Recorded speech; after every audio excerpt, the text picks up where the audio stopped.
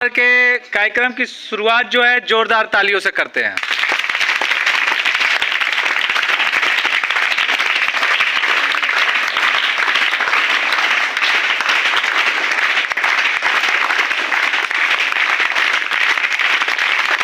धन्यवाद।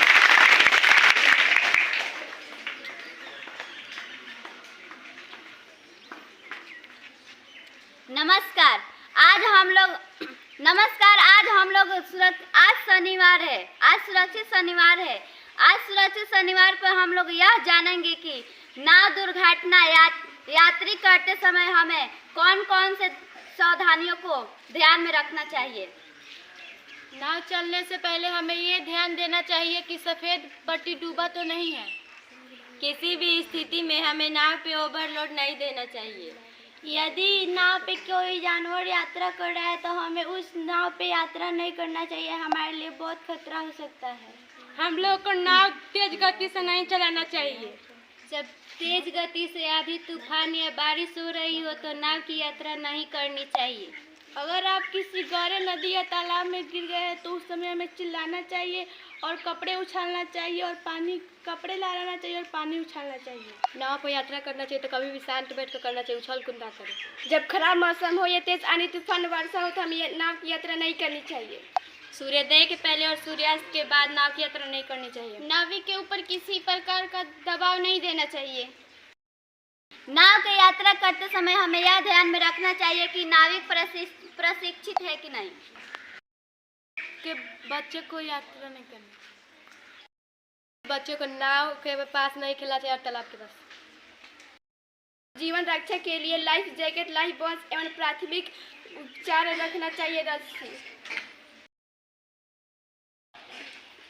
अभी आप लोगों ने देखा हमारे बाल संसद के सदस्य, बाल प्रेरक और मीना मंच के सदस्यों ने यह बताया कि नाव दुर्घटना से बचने के लिए हमें कौन कौन सी सावधानियां अपनानी चाहिए। और इन लोगों ने बिल्कुल सही बताया। कुछ और हम लोग क्लियर कर लेते हैं। नाव पे यात्रा करते समय हमको वर्षा के मौसम में जब बारिश हो रही हो तो नाव पे यात्रा नहीं करनी चाहिए। और जिस बेस लाइन की बात हो रही है, हमको नाव पे चढ़ते समय ये देखना होगा कि ये जो नाव है यहाँ पे एक बेस लाइन होती है, पट्टी होती है जो सफ़ेद होती है या पीली होती है। यदि ये सफ़ेद पट्टी यदि सफ़ेद है तो सफ़ेद और पीले रंग की है तो पीली। नाव की वो पट्टी यदि पानी में डूब रही है तो उस नाव पे हम यात्रा नहीं करेंगे, क्योंकि वो बता रहा है कि ये ओवरलोड है। इस पर ध्यान देंगे।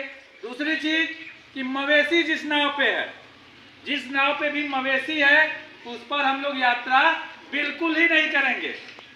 ये मुख्य बात है।